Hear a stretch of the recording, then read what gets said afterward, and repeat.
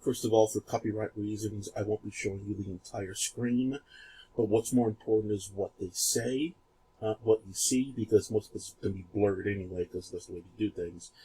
So this is the controversial Tommy Dreamer Ric Flair part of Dark Side of the Ring in its entirety.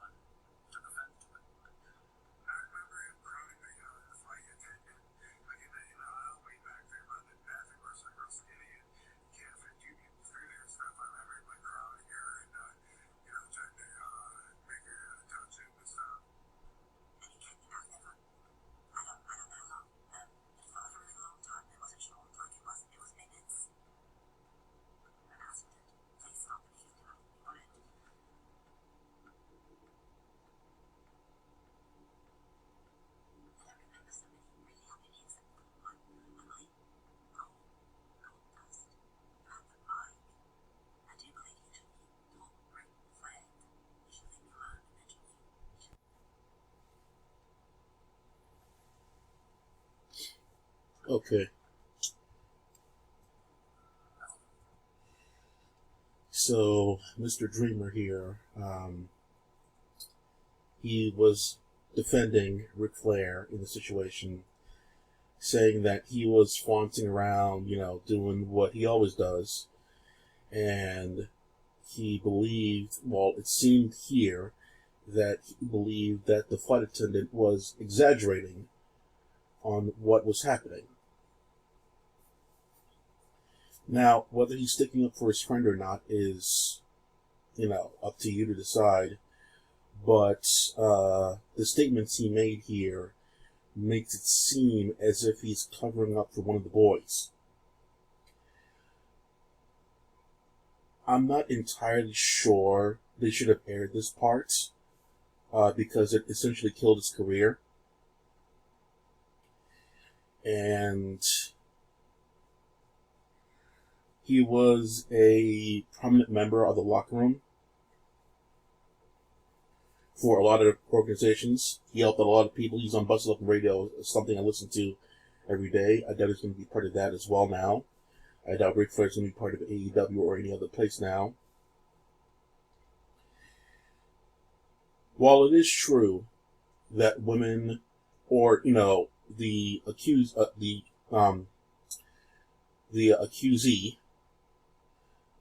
are known to exaggerate stories, especially long over time, like it is now. It's been 30, 40 years, whatever, since then. It's been a long, long time since then. And facts could change over time. While that is true, it is true that actually absolutely does happen. I personally don't believe, listen to me carefully, I don't want anybody to cut what I say into, something else. I personally do not believe that Ric Flair is a saint. At all. I never believed he was this nice, good guy that everyone should be aspiring to. I never thought that in the first place. I believe, for the most part, the reason why you are good at your character in wrestling is because quite a bit of you is that character. The way Tommy Dreamer acts on Busted Open is exactly the way he acts on Impact. There's no difference. The way Stone Cold behaves on his Stone Cold podcast, without the exaggerations of "give me a hell yeah" and all that stuff there, he speaks at the same cadence that Stone Cold does. from back in the 90s, early 2000s when he was doing this thing. The Rock, Dwayne Johnson, pretty much the same character. So with that said, I believe that the styling profiling, yada yada, Ric Flair thing, I believe he does the same thing in real life that he does on TV too. Maybe a little up, maybe a little down, but around the same thing. So, I'm not saying this goes for every single wrestler out there, but you can kind of tell who they are based on their actual character. Like Randy Orton looks like he doesn't like people on TV. Yeah, I bet it's the same way in real life. Same thing with Brock Lesnar. He doesn't look like he looks to be around anybody. Same thing in real life. So, and Ric Flair, spinning his whatever, and then the robes and everything, I can absolutely see him doing that. Not giving a shit, because I believe in Ric Flair's mind, he believes he is a wrestling god, like he says he is as a character.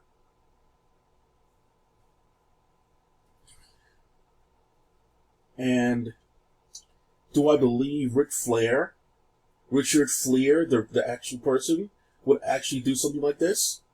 With a whole bunch of, liquor going around there and girls being around him in the closed space? Hell yeah! I believe this is only a very small fraction of what he's done and gotten away with. I believe I've heard stories about this guy doing a whole bunch of stuff with people. And in this episode, they pretty much admit to drugging girls. Do I believe that? Hell yeah!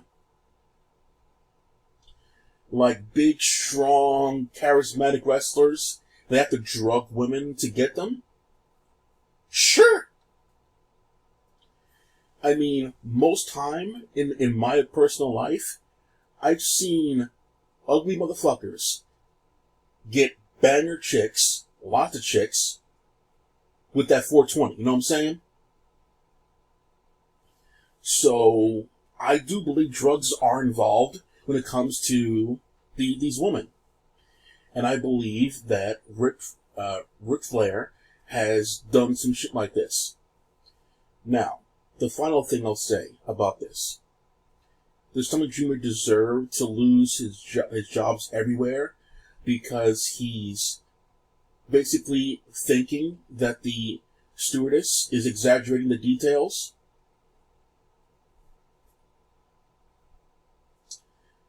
That's a hard call.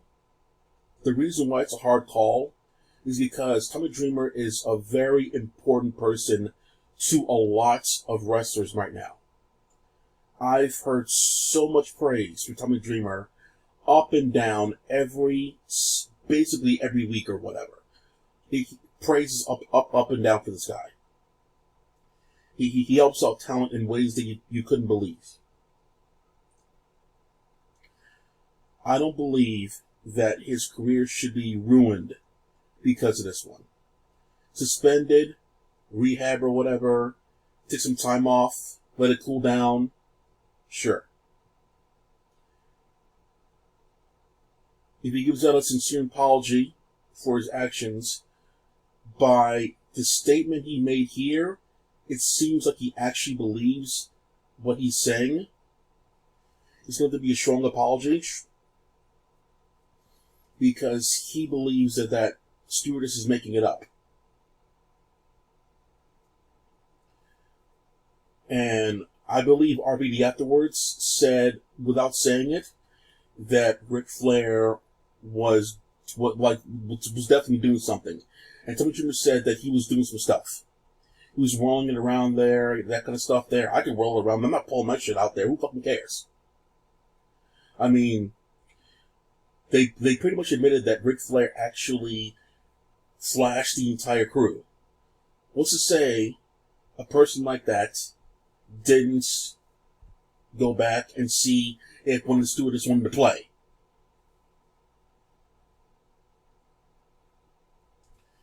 And I know guys like this once again in real life, who brag about having the best hog and pull all kind of shits there because they wear tight clothing and like white colors so that everyone can see their junk. Super easy. The difference between that and this guy is, this guy traps women into falling for, like, taking the bait. He lays the bait out by wearing the tight pants, and the girls fall for it, like fish on a hook. Ric Flair, on the other hand, I know he's not the tallest guy, maybe like that's the thing, like why he needs to do shit like that. So, he reels him in with his, whatever, and I think something like this could have happened. And once again, like I said, that Tommy Dreamer needs to go to some... I know he's an older guy now, and he made up his mind a long time ago about the situation. If he apologizes to the stewardess and they make amends for the situation, maybe then he can get back into wrestling. If the stewardess accepts his apology, other than that, I don't see any other way he's going to get back in. Because he just, out on the air, said that the stewardess was exaggerating or making it up. While it does happen, absolutely does happen, a handshake could be known as a grope, or, trust me, I've seen that shit, or like getting something out of someone's hair, like, some dirt or flour or whatever to someone's hair, could be seen as sexual assault. I'm not kidding, this fucking happens. Brushing something off someone's shoulder counts as, like, demeaning her. It's weird with fucking people who want to exaggerate things. And I know without, cameras or whatever, people can get away with stuff like this. Back then, especially. And I know probably in the end she couldn't call up for help at that, at that high altitude, and like the big giant wrestler guys there, they're gonna probably do something if she gets out of line, so she can't really say anything at the time. So I don't think Jimmy should have said anything about this one personally, because she was literally trapped, in there. So, well, like I said, last thing, like, I don't think Tommy Dreamer deserves this, because he's so important to the business. But I do believe that amends need to be made. That's it for now. Black Hawk.